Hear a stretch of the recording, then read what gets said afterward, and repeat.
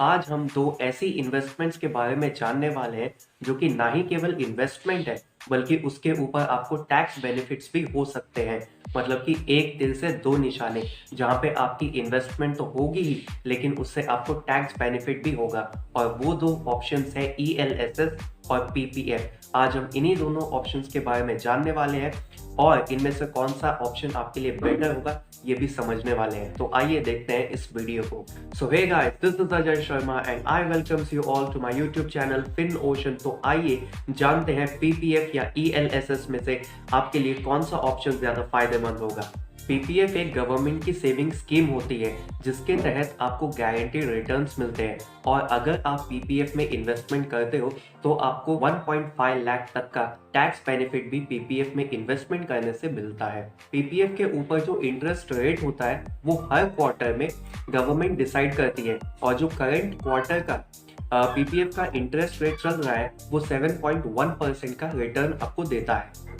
वहीं पे अगर मैं इक्विटी लिंक्ड सेविंग स्कीम मतलब ELSS की बात करूं तो ये एक टाइप का म्यूचुअल फंड होता है जिसके ऊपर आपको 1.5 लाख तक का टैक्स बेनिफिट मिलता है और जो इसका लॉक इन पीरियड होता है जो कि टैक्स सेविंग कैटेगरी में मतलब कि जितने भी डिडक्शंस 80C में होते हैं उनका कुछ ना कुछ लॉक इन पीरियड होता है। तो ELSS में लॉक इन पीरियड सिर्फ 3 साल का होता है जो कि इन कैटेगरीज में 80C डिडक्शंस की कैटेगरी में सबसे कम है। तो चलिए अब हम दोनों इन्वेस्टमेंट्स को कंपेयर करके देखते हैं कि कौन सा ऑप्शन आपके लिए ज्यादा फायदेमंद होगा।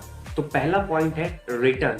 कौन से इन्वेस्टमेंट के ऊपर आपको ज्यादा रिटर्न मिलता है। अगर मैं यहाँ पे ELSS की बात करूँ तो ELSS जितने भी आपके टैक्स सेवर फंड्स होते हैं मतलब कि 80C में आपको बहुत सारे डिडक्शंस मिलते हैं जिनके ऊपर आप टैक्स बेनिफिट्स ले सकते हो 1.5 लाख तक का। उसमें से कुछ ऑप्शंस होते हैं LIC या फिर सुकन्या समृद्धि योजना या फिर रियल एस्टेट। अगर आपने कोई लोन लिया है और उस लोन का प्रिंसिपल अमाउंट का पेमेंट आपने किया है मतलब कि EMI में आपका एक प्रिंसिपल कंपोनेंट होता है और एक इंटरेस्ट कंपोनेंट होता है। तो जो ये प्रिंसिपल कंपोनेंट होता है आपको इसका डिडक्शन मिलता है 80C में, ये होता है या फिर FD होता है। तो आप इन सब में इन्वेस्टमेंट कर सकते हो लेकिन जो सबसे ज्यादा रिटर्न यहाँ पे किसी के ऊपर मिलता है तो वो ELSS के ऊपर मिलता है कि पिछले 3 सालों में जो ELSS के ऊपर रिटर्न है वो 11 to 14% का रिटर्न यहाँ पे आपको ELSS देता है। वहीं पे अगर मैं PPF की बात करूँ तो PPF एक गवर्नमेंट की सेविंग स्कीम होती है जिसमें रिस्क बहुत ही कम होता है। तो जैसा कि इसका रिस्क कम होता है वैसे ही इसमें रिटर्न भी जो है वो थोड़ा कम होता है। इस क्वार्टर का मतलब कि फाइनेंशियल ईयर 22-23 में क्वार्टर नंबर 4 जनवरी टू मार्च का जो इंटरेस्ट रेट गवर्नमेंट ने डिसाइड किया है PPF के ऊपर वो 7.1% का है। तो जो कि ELSS से कंपेयर करें वो कम है। तो चलिए अब हम बात करते हैं टैक्स बेनिफिट की। तो अगर आप ELSS में या फिर PPF में इन्वेस्टमेंट करते हो तो आपको 1.5 लाख तक का तो टैक्स बेनिफिट मिल जाएगा। मतलब कि अगर आप 30% के टैक्स स्लैब में आते हो तो यहाँ पे ELSS में आप इन्वेस्टमेंट करके या फिर PPF में इन्वेस्टमेंट करके आप 46,000 तक का टैक्स बचा सकते हो। लेकिन अगर मैं वहीं पे बात करूँ इन इन्वेस्टमेंट से होने वाली इनकम की तो PPF आपने जब इन्वेस्टमेंट किया है उसके बाद आपको इस PPF की इन्वेस्टमेंट के ऊपर कुछ ना कुछ इंटरेस्ट मिलता है हर महीने। तो ये इंटरेस्ट भी एग्जेम्प्ट होता है। प्लस जब आप मैच्योरिटी पे इस PPF को विड्रॉ करते हो ये विड्रॉवल भी टैक्स एग्जेम्प्ट होता है मतलब इसके ऊपर कोई भी टैक्स नहीं लगता। वहीं पे अगर मैं ELSS की बात करूं तो ELSS के ऊपर होने वाली इनकम वो टैक्सेबल होती है अगर कैपिटल गेन 1 लाख से ज्यादा हो तो। फॉर एग्जाम्पल अगर आपने इन्वेस्टमेंट ELSS में 5 लाख का किया हुआ है और जब मैच्योरिटी के ऊपर आप इसको विड्रॉ करोगे तो मान लेते हैं ये अमाउंट मैच्योरिटी पे आपको 8 लाख मिली तो 8 लाख माइनस 5 लाख ये 3 लाख आपका कैपिटल गेन होगा। और क्योंकि ये 3 लाख 1 लाख से ज्यादा है तो आपको 2 लाख के ऊपर कैपिटल गेन टैक्स पे करना पड़ेगा 10% के हिसाब से जो कि 20,000 होगा। वहीं पे अगर मैं बात करूं लॉक इन पीरियड का तो टैक्स सेवर कैटेगरी में ईएलएसएस का सबसे कम लॉक इन पीरियड होता है जो कि 3 साल का होता है। वहीं पे अगर मैं पीपीएफ की बात करूं तो पीपीएफ का लॉक इन पीरियड 15 ईयर्स का होता है, लेकिन आप 5 साल के बाद मतलब कि 6th ईयर से आप पार्शियल विड्रॉवल कर सकते हो। मतलब कि 6th ईयर से आप 50% जितना भी आपका पीपीएफ इन्वेस्टमेंट होगा आप उसमें से विड्रॉवल कर सकते हो।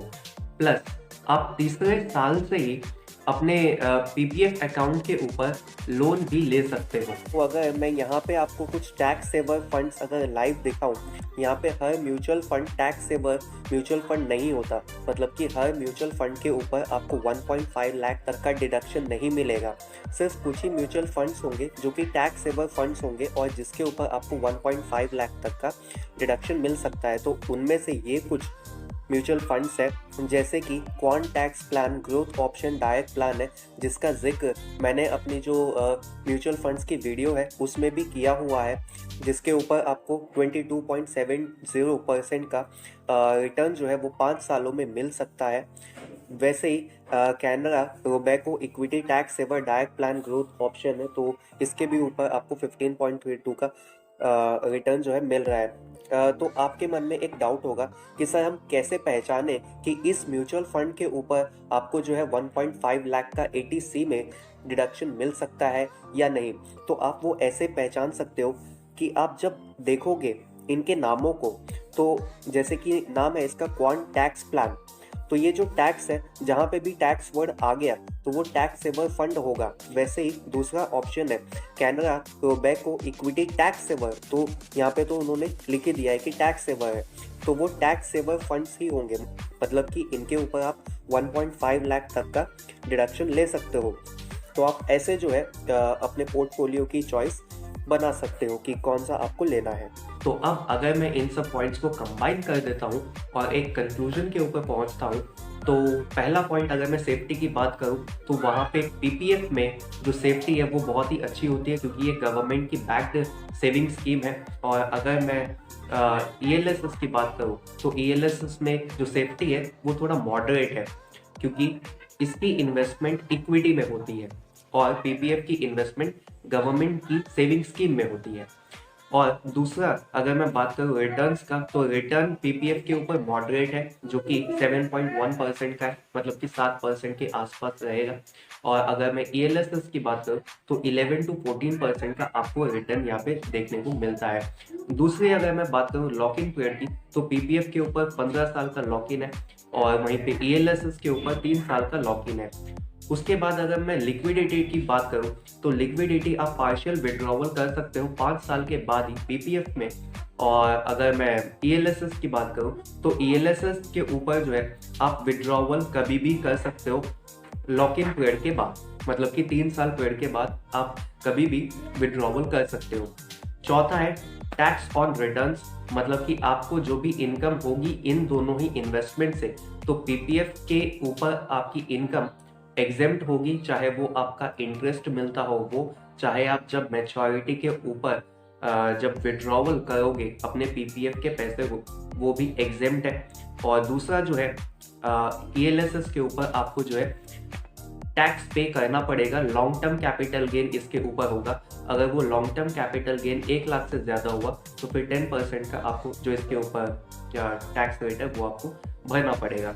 अगर मैं अब यहाँ पे कंक्लूड करूँ तो कंक्लूजन यही होगा कि अगर आपकी एज 45 ईयर्स के आसपास है तो मतलब आपके ऊपर कोई और भी जिम्मेदारियां होंगी। तो अगर आप ज़्यादा रिस्क नहीं लेना चाहते तो आप जब 60 साल के होंगे, मतलब कि 15 और साल होने के बाद आप रिटायरमेंट होने वाले होंगे, तो आपका जो एक सेफ इन्वेस्टमेंट होगा वो पीपीएफ होगा, क्योंकि 15 साल की मैच्योरिटी होती है और जैसे ही आप रिटायरमेंट होगे तो वहाँ पे आप इस पैसे को जो है विड्रॉ भी कर सकते हो, जिसके ऊपर आपको अच्छा रिटर्न मिल सकता है। तो अगर आप 45 ईयर्स के हो और आप ज़्यादा रिस्क नहीं लेना चाहते इक्विटी में इन्वेस्टमेंट करके, तो आपके लिए सही ऑप्शन यही होगा कि आप पीपीएफ में इन्वेस्टमेंट कर सकते हो। लेकिन आप अपने पोर्टफोलियो के हिसाब से भी ऑप्शन को चुन सकते हो और अपने पोर्टफोलियो के हिसाब से ईएलएसएस में भी इन्वेस्टमेंट कर सकते हो, कोई दिक्कत नहीं है। वहीं पे अगर आप मेरे जैसे हो मतलब कि जिसके आगे पीछे कोई नहीं है। समझ रहे हो आप, समझ रहे हो? तो आप यहाँ पे थोड़ा सा रिस्क ले सकते हो। इक्विटी में इन्वेस्टमेंट थोड़ा सा अच्छा ऑप्शन रहेगा आपके लिए, लेकिन आपको देखना पड़ेगा कि आपका पोर्टफोलियो कैसा है। अगर आपका पोर्टफोलियो पहले से ही रिस्की पोर्टफोलियो है, मतलब कि इक्विटी में ज़्यादा इन्वेस्टमेंट है, तो फिर आप पीपीएफ में इन्वेस्टमेंट करके आप अपने उस रिस्क को कम कर सकते हो। अगर आप एक कंजर्वेटिव इन्वेस्टर हो तो आपके लिए पीपीएफ का ऑप्शन अच्छा होगा, लेकिन अगर आप एग्रेसिव इन्वेस्टर हो, मतलब कि आप रिस्क ले सकते हो, तो फिर आपके लिए जो है ईएलएसएस का ऑप्शन थोड़ा अच्छा हो सकता है। तो अपने रिस्क को देख के, अपने रिटर्न को देख के, अपने पोर्टफोलियो को देख के आप एक अच्छा वाइज डिसीजन बनाइए, और कहाँ पे आपको इन्वेस्टमेंट करना है वो आप खुद ही डिसाइड कर सकते हो इस वीडियो के बाद। तो आशा करता हूँ कि आपको आज का ये वीडियो बहुत अच्छा लगा होगा, तो इसे सब्सक्राइब करें, लाइक करें, शेयर करें। तो इन्हीं बातों के साथ मैं आज के इस वीडियो को एंड करता हूँ। तो देखते रहिए। Thank you guys. जय हिंद।